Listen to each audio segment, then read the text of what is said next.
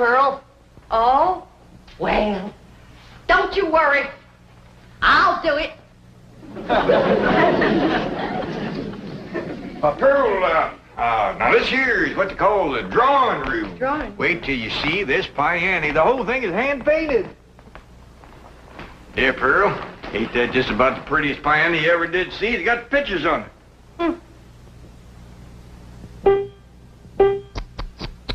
Look at the dust. Granny, did you run up them curtains? No, they was here when we came. Well, as soon as we get settled, I'll run up some new ones. Them windows ain't been washed in weeks. Well, Pearl, you know, it's a mighty big house. It'd take a miracle woman to get it all done. Looks like I come just in time, huh? Where's the kitchen, Jack? I'll show you. 32 rooms in this house, and something tells me it ain't gonna be big enough.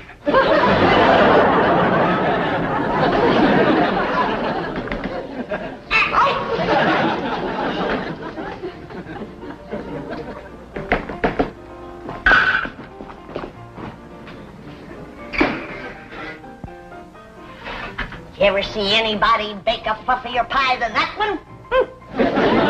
Some folks don't know that cakes is fluffy and pies is juicy.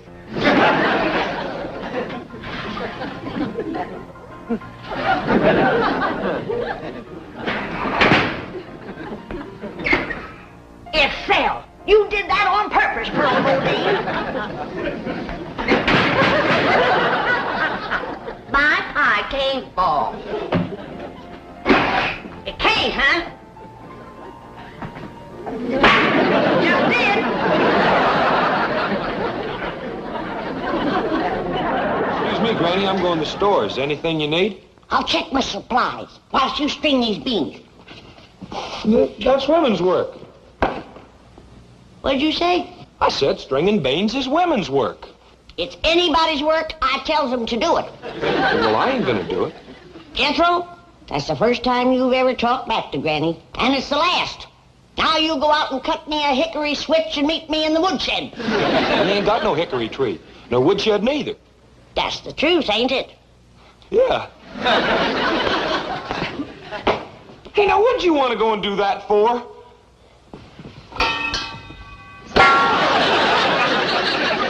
Do you want to string beans or do you want to stand up for your meals for the next few days? I want to string beans. I'll do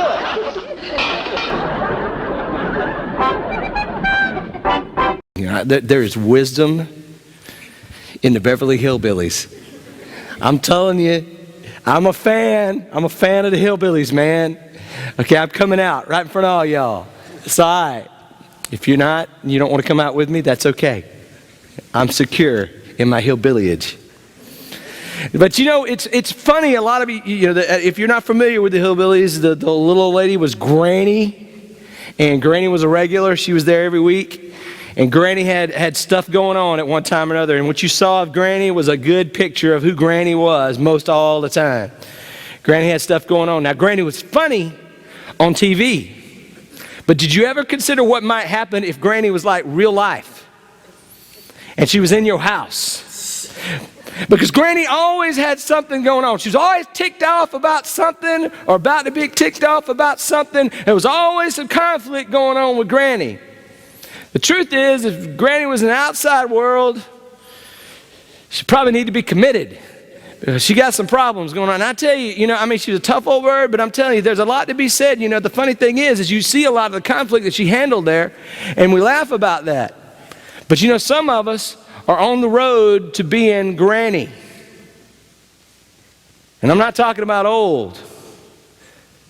She's a lampoon of what a lot of us are on the road to be if we're not careful, because here's the truth about life.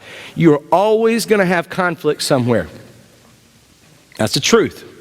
And as a Christ follower, if you don't learn to do it, to handle it correctly, you will end up bitter and angry and be able to set on flame at a moment's notice, just like Granny. And you'll probably get arrested, because some of the things that Granny did, she should have been arrested, because she would beat people up and throw people off stuff and everything. You know, I mean, it was funny on screen, but real life, not so much. But the truth is that we need to learn to handle conflict. You know, one of the knocks on the church for so long, and I hear it from people all the time, there's just too much conflict in the church. Well, I'm going to tell you, I don't believe that. I believe there's not enough conflict in the church. I guess more what I'm meaning is more like confrontation, because I think the truest statement is there's too much unhealthily managed conflict within the church. And if we don't learn how to take care of this, if we don't learn what conflict is for, if we don't learn how best that God tells us to deal with it, and it's not just smile and bear it until you get somewhere else and just, kick your cat or something. It's not that. Until you get to this point, until you get out to where you can handle this, it will tear you up inside the church. I'm sure you've all seen this before. Person A, we'll call him Frank. Frank does something to person B. We'll call him Don. So Frank does something to Don. Don gets ticked off, but Don don't want to deal with Frank because Don and Frank are in a church. And the way to handle conflict in the church is you want to be nice. You don't want to say nothing to nobody about it. It's all your fault. You're just going to overlook it. You're going to forgive. And Don realizes Don can't after a while because it's just eating Don up. So Don decides, I'm going to go find somebody safe named, who's somebody safe? What's a good safe name? Perry. Perry's a good safe name. So Don goes and finds someone named Perry. And he talks to Perry because Perry's safe, man. Perry wants to be nice. Perry wants to listen. And Don tells Perry everything that Frank, mean old nasty Frank, did to him. And then Don feels a little better. Don goes away. But Don can't put it down. Don got to talk about it again. So he got to go find somebody else. And he goes find somebody else safe, like Marjorie. Marjorie's a safe name, isn't that right? And he tells Marjorie everything that Frank did to him. Mean old Frank. And then he's like, okay, I feel a little bit better. It lasts for a few more days. So he thinks, okay, I got to handle it. And the next time he's got to see Frank, he's got to deal with Frank over something. Tries to deal with Frank over something. Can't deal with Frank. Everything Frank said is wrong. Everything Frank said is stupid. Everything Frank says is dumb. Everything Frank said is pertaining to the thing before. Somehow, some way. And we get this very unhealthily managed conflict situation that never gets resolved. And I'm going to tell you something about unresolved conflict. It never goes away. I don't care if you can stow it for years. It never goes away. What it does, it changes form. It infects everything else around you. It infects the other dealings that you have with other people. You get to a situation that's close to the situation that you have unresolved conflict in, and it gets close, and you get to a situation that looks like that, and boy, the conflict you had that's unresolved from that other situation comes in, and it'll add to this situation, and it'll make it something else, and you be like Granny, be flame on, before you know it. And you'd probably be wondering why. If you sat down and really looked at the situation, it's because you've got conflict that was unresolved, and it's burning, it's just smoldering like an ember in your life. And if you don't handle that, it'll hurt you. It will hurt you. I'm gonna be honest with you. You want something. I think the number one killer for churches is not how well the music is, not how ridiculous the preacher is. It's not how well you do first impressions. It's not where the kids are doing backflips down the hall. They're really not. We have awesome kids on, but it's not any of that.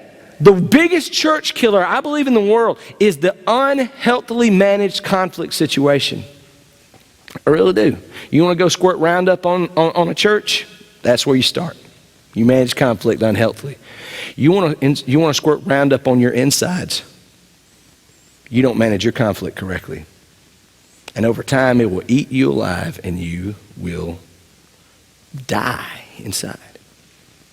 Really. But God's not stupid. I know that's like, wow, Jim, you're telling me something that's really earth-shattering. But he's really not. God knows his people. God understands you and me. God knows we're going to have conflict. So what God did, he didn't tell us to ignore conflict. God said, okay, I've got a plan for you to handle conflict in your life, in the life of your church, in the life of your family, in the life of your marriage. Here's some ways that you need to work on trying to handle conflict. Now what I'm going to talk about is in the context of a church, but there are a lot of principles across that you can carry into any relationship that you have to deal with. And it's in Matthew chapter 18. One thing we need to know about conflict as well, so y'all can be turning there, but I got one more thing to share with you. One thing about conflict, we think that a lot of times what we try to do is we stow it. If somebody makes us mad, I'm not going to deal with it. I don't want to talk to them. I don't want to, what if I say something to them and that's really not something wrong and I look stupid, or, I can just handle it. I'm a bigger man, and we throw that phrase out there and all that. It says in Proverbs 19:11, so man's wisdom gives patience. It is to his glory to overlook an offense. There was a video clip I looked at, I was thought about using today, and it was actually from an old movie. And this dude was trying to fight another guy. And the one guy wouldn't fight, so he says, what are you, yellow, or are you trying to be Christian? I thought, that's great. You just don't know the Southern Baptist Church, my friend. But anyway, the thing about it is, it's serious. Sometimes, though, I think this is where some of our misconception comes in Christ's church. We think, I'm just supposed to stow it because it's to his glory to overlook an offense. But one thing you need to understand about Proverbs 19:11, that is a compliment. It's not a command. It's a compliment because that's hard to do. Because if you overlook an offense, that means you put it away and you don't bring it back up on somebody else. If you overlook an offense, that means you put it away, and the next time you deal with them, you don't have that in between you guys making it all weird and junk. That means you put it away, and 10 years down the road, you don't even act like it's even existed before. Now, can you overlook that offense? See, my fear is that in the lives of a lot of my friends, and I talk to a lot of my friends, and as I've been studying this in my life, you work on some of this stuff. What is smoldering around under that has never been resolved? And I go back to Matthew 18, and I go, thank you, God, for making a process of resolving conflict and making this part of your word as a command to me. Now, I want to go back and take a look at Matthew chapter 18, starting in verse 15. And it says this, it says, if your brother sins against you, go and show him his fault, just between the two of you. If he listens to you, you have won your brother over. Okay, this is where a lot of conflict breaks down right here, to be quite honest with you. We never go to the other person, because there's a couple things here. One, if your brother sins against you, now there are some translations that translate that Greek language there, if there is aught between your brother and your sister. Like if there's something between you and them, like whoever sees it, you need to go take care of it, because this is a very serious thing.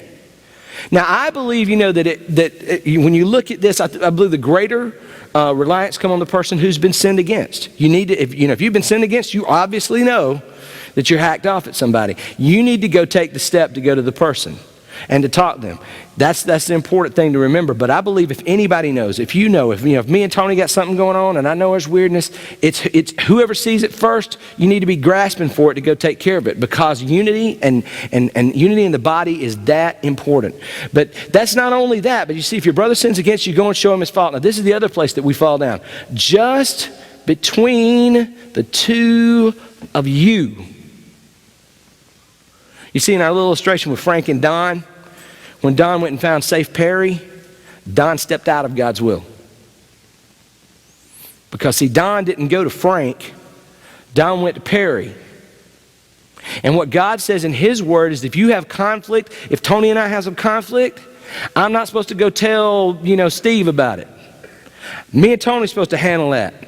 And I'm going to tell you why. Because let's say Tony and I have some conflict, or something happens, and Tony ticks me off or something like that. I don't know. I mean, you haven't. I'm just making it up. Right? We're good. But there's stuff that me and Tony say, and he's ticked me off. And I go over and I tell Steve about it, and I don't talk to Tony. I just colored Steve's viewpoint of who Tony is. As hard as Steve tries to be unbiased, I'm now making him waste energy to stay in the middle of the fence with Tony. And here's what happened. Let's say I told him what Tony said to me or did to me, and my interpretation of it and my side of it. I told Steve that, and Steve sees Tony do something later, or hears Tony say something to him later, and he mixes in what I told him earlier and goes, 1 + 1 is 2. Tony is now mean Tony. And it's affected everything. And from there on out, everything that Steve deals with Tony on, it's affected their relationship there on out, because Steve now has a preconceived idea, a place where Tony is coming from with everything that he says. And he's going to have to deal with that situation every time. And imagine if you do that to several people. You run around and around and around and around and around and around and around, and now you've just infected everybody else basically with your junk. And where if you go and if I went to Tony and handled it from the beginning the right way, here's the thing. He listens to me, I win my brother over, done, over, through, simple, done. And that's how things should be. I'm going to be very honest with you. You say, well, Jim, what if you're Perry? What if I'm Perry and somebody comes to me? I'm going to tell you exactly what I do. I stop them right as soon as I cut them off. Stop. Whoa, whoa, whoa. My name's not, Don comes to me. I love you, Don, but I'm not Frank. Have you talked to Frank about this? Don't talk to me. Don't say another word. Have you talked to Frank about this? Have you tried everything you can to go to Frank and get this resolved? Because if you haven't, don't bring me into it. Don't talk to me about it. And as a pastor, that's more common than you think. Some people want, they get mad at somebody over this side of the room and they come talk to me like I'm in the middle so I can be the mediator. Doesn't work that way. That's not scriptural. I'm not helping anybody. When I allow somebody to vent on me, we talk about that term venting. Yeah, venting is in the Bible. It really is. It's called the Psalms. It's called prayer. That's where you go talk to God. You don't talk to other people about that type of stuff. Venting is done between you and the Lord. And when I go back and when I allow someone to vent on me, I let the steam off for them, and they feel like it's kind of like a little bit of a drug. Give them a little bit of a drug, they feel like everything's okay, the symptoms have subsided, so therefore I don't have to handle with the conflict, and they walk away. But the conflict has never changed. It's just masked it for a few moments, and we've given them out to never deal with who they need to deal with to make sure that goes away, and that's taken care of. And that's kind of how we have to learn to be. That's why the just between the two of you is so important in conflict. That's why it's so crucial. And you may say, Jim, cut somebody off in the middle of their sentence. Is that rude? Well, in some cases it's rude. But let me ask you this. If you were standing there talking to someone and you noticed at the back of their foot was a copperhead moccasin, and they were telling you a really interesting story and bearing their soul to you, and you decided they were just kind of stepping away for effect in their story, would you wait till they were through with their sentence? Or would you let them know, son, you're about to step on a copperhead moccasin? Why? That's a snake, by the way. I'm from South, in case y'all don't know. That's a very poisonous snake. It's not fun to be around. No, I would stop him, whoa, hey! And I would pull him away. Would you consider me rude to have done that? Should I wait and say, pardon me, excuse me, as the moccasin is now chomping on the back of their leg? I was trying to tell you that there was what I didn't want to interrupt you. Do you think they would be okay with that? I'm going to tell you that, and I make that illustration because that is exactly what happens. In a conflict situation, when you take that on, because what they're doing is basically they're holding the snake. They're going, look at that, copperhead moccasin. Now what I'm going to do, I'm going to throw it on you, inject you with the venom. Now you're going to got it on you, and you're going to stick it and rub it all over yourself, and yeah, I agree with you, sir. Yeah, that'd be ticked off too. I'm going to stick it in my pocket, and here's what happens that we don't know of sometimes. The person we threw the copperhead goes to somebody else, and it gets outside of Frank and Don and whoever they're talking to. Did you know what so-and-so did to me? Let me just rub this copperhead and bark myself all over the place, Woke somebody up. And then I'm going to take it, I'm going to throw it on you. And then somebody else takes it, and it gets all over them. And before you know it, everybody's infected. Everybody's been bitten. Everyone is in trouble because we've let this spread throughout. That's why God is so important when he's so serious when he says this, between the two of you. You want to contain it. You want to take care of it because there's an important part, because conflict actually does have a purpose. Let's read on in verse 16. It says this. But if he will not listen, you knew that was coming. Somebody's going to be stubborn. Somebody's going to be a nut. So take a frying pan and hit him in the rear end. No, I'm just kidding. It doesn't say that.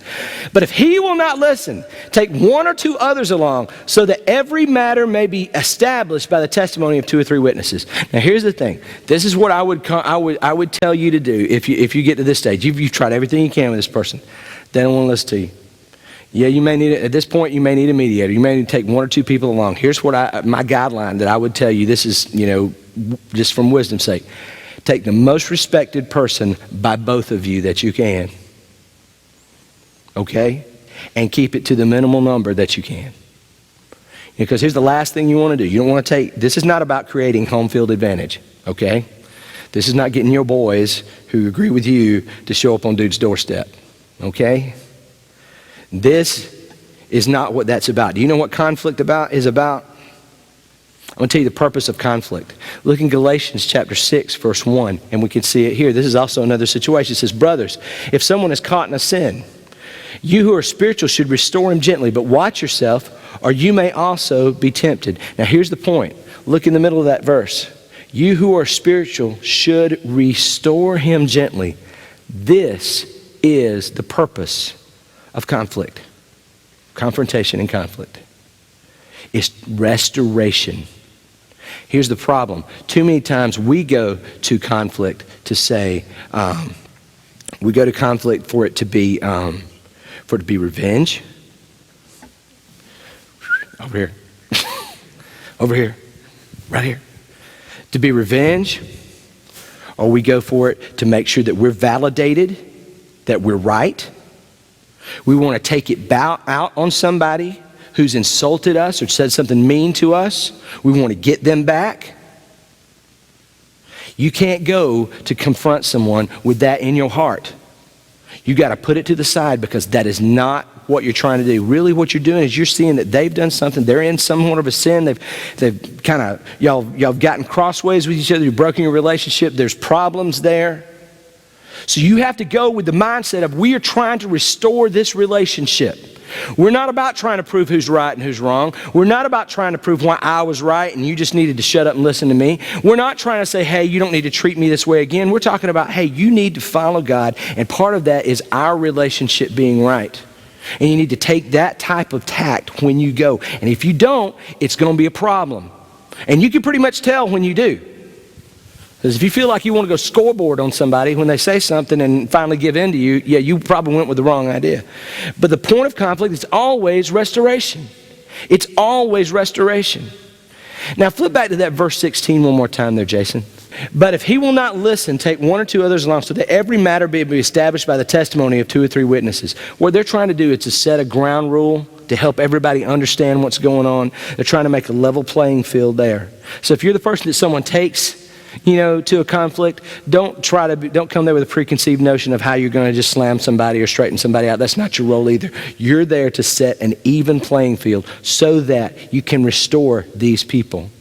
Restoration almost always takes some compromise. Almost always does. So you need to go with that in mind in handling conflict. Also, let's take a look. The placement of this is extremely important, where this whole section, it can really throw you off, because at the first part they're talking about, the parable of the lost sheep, the lost coin, the parable, the prodigal son is the parable that's right before this passage of scripture in Matthew 18. And right after it, there's that whole placement that is right there is specific. It's talking about forgiving people.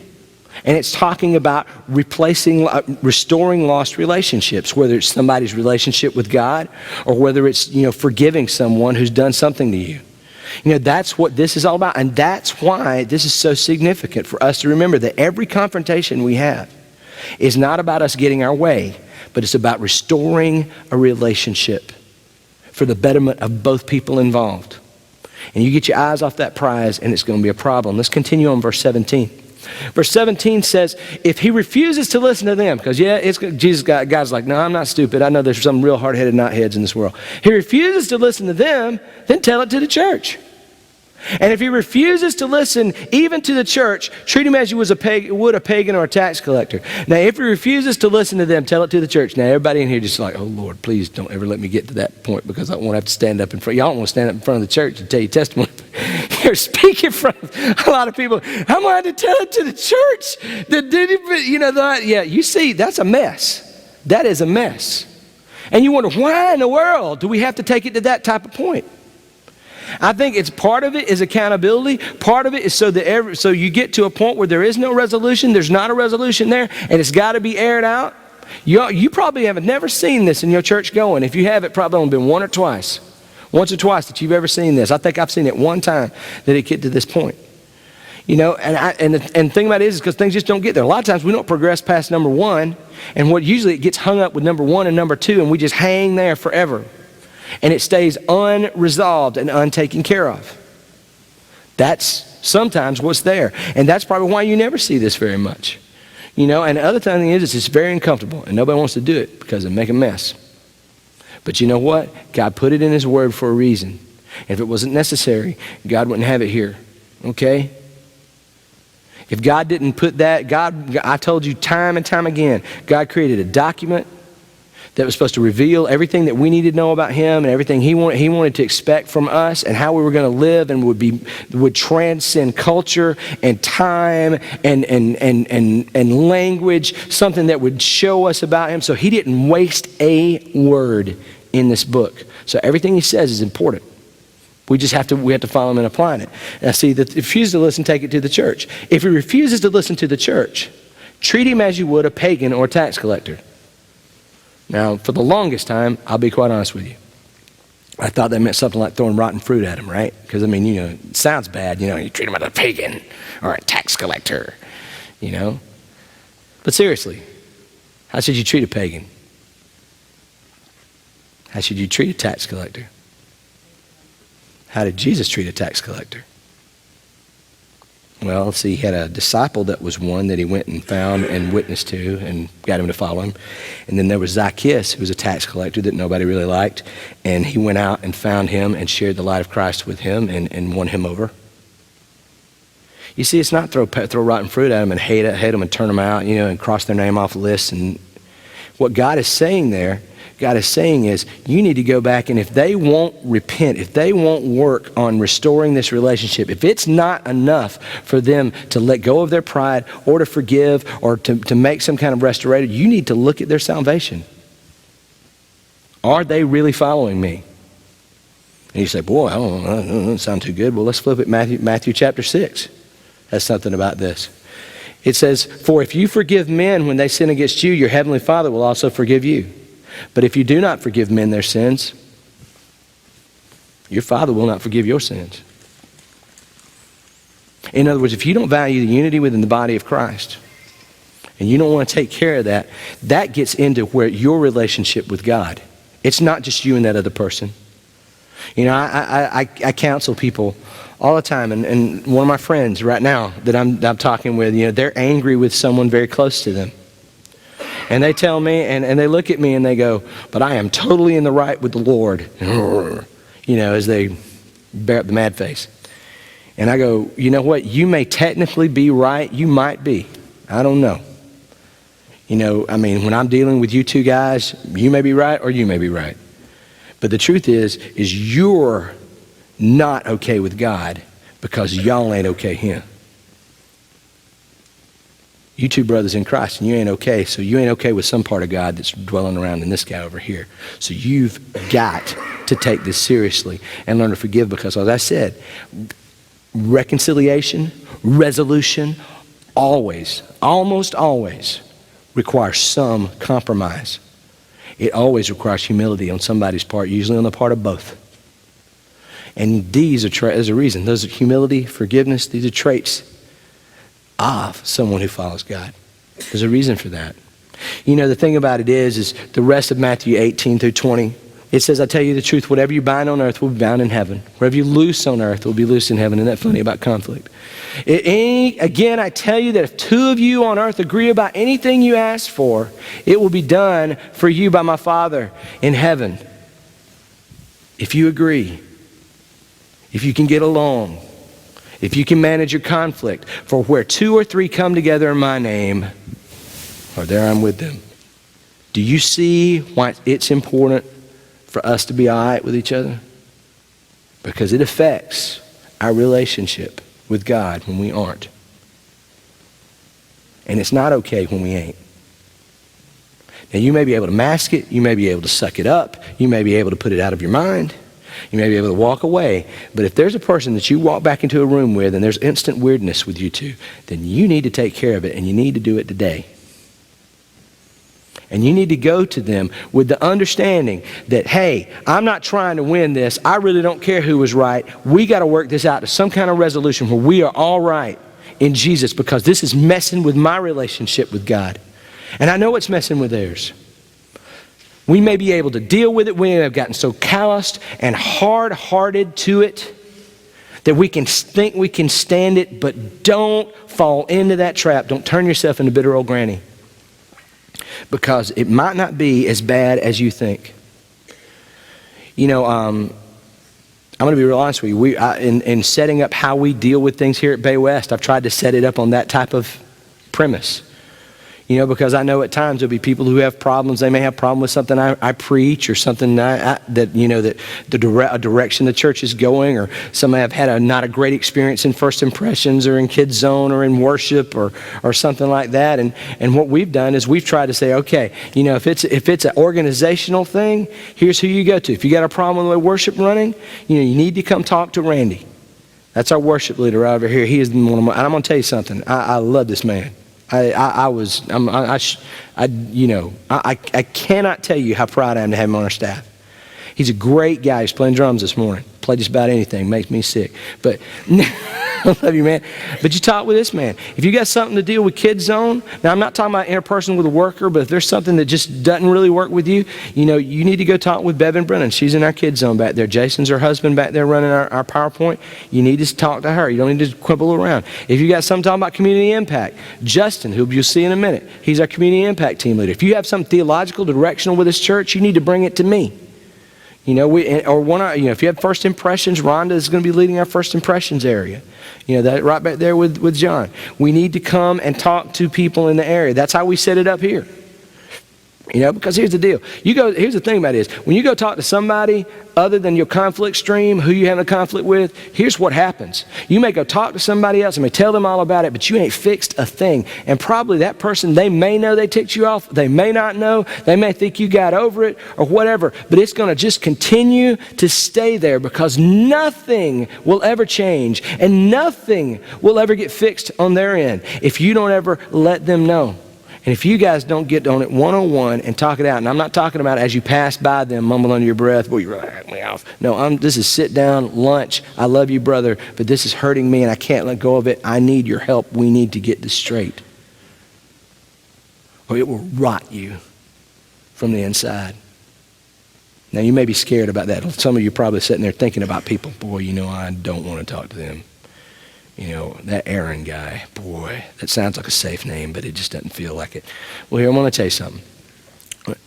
There was a guy, when I was at my previous church at Rush Creek in Fort Worth, I was, I did communications and different things there.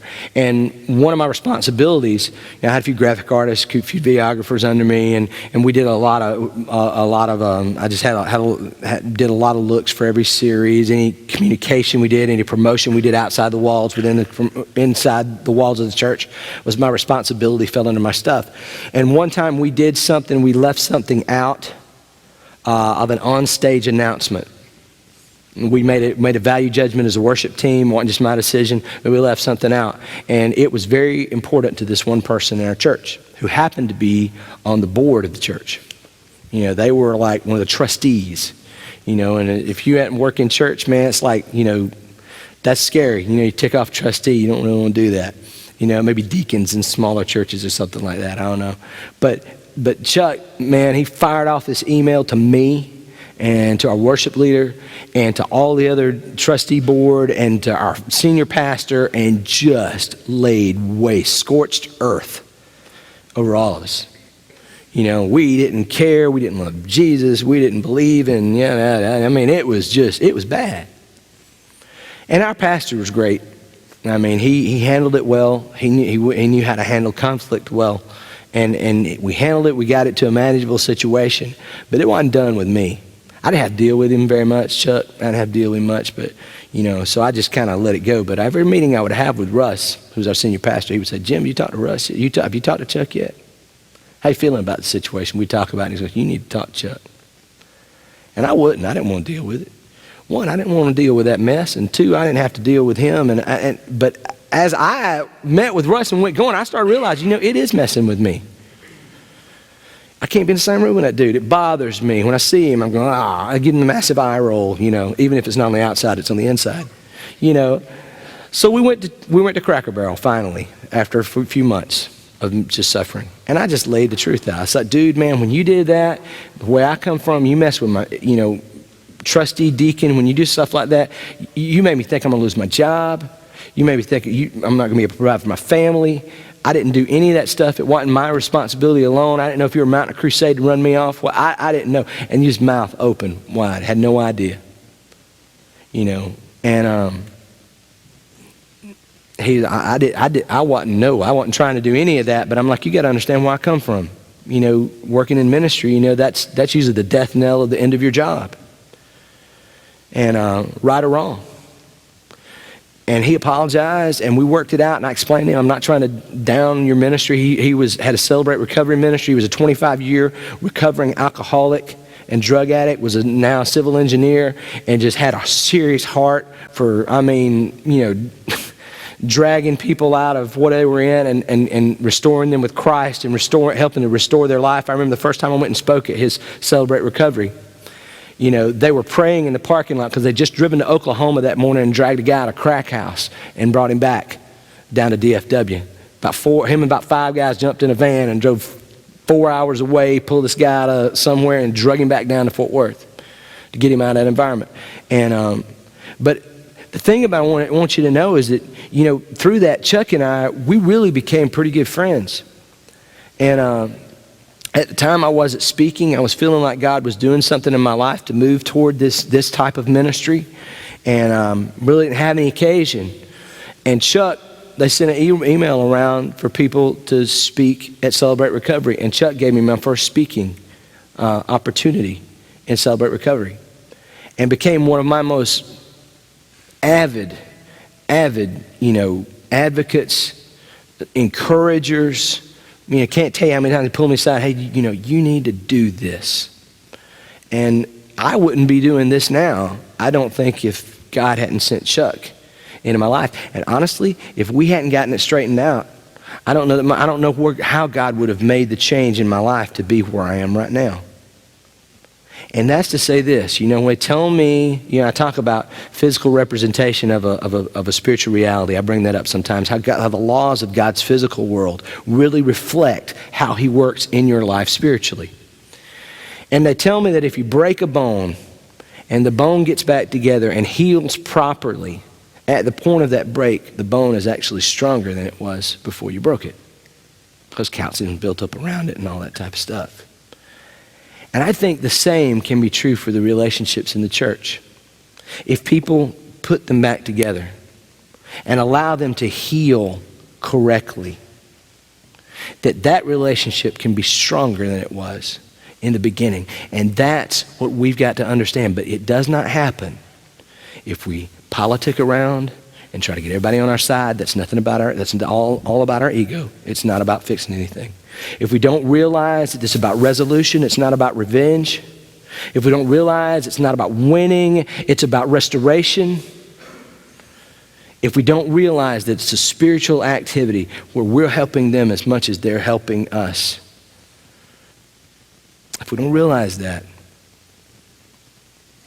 you can just take Roundup and squirt it around your insides, because it will rot you out. And it will rot those around you. And you'll end up like Granny.